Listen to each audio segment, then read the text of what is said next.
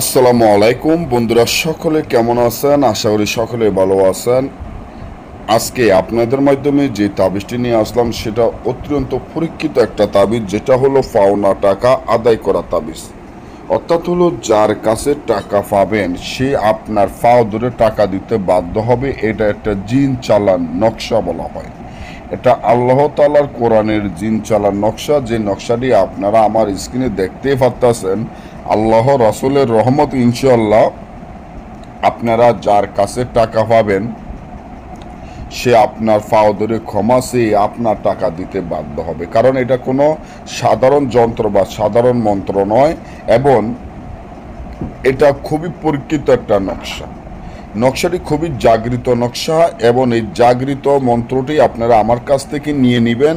তাহলে আপনারা কাজ করলে কাজের সুবিধা আসবে। আর তাবিজটি কী কী দিয়ে আপনারা লিখতে হবে, কী কালে দিয়ে লিখতে হবে আমি সম্পূর্ণই বলে দিচ্ছি।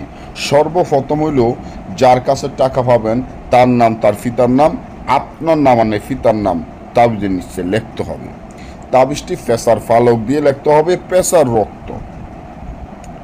পেশার রক্ত ধারায়, পেশার রক্তের সাথে মেশকো, জাফরান, আম্বর, কুস্তুরি, গোসনা যা কিনতে ৩৫০০ টাকার মতো আপনার খরচ যাইতে পারে।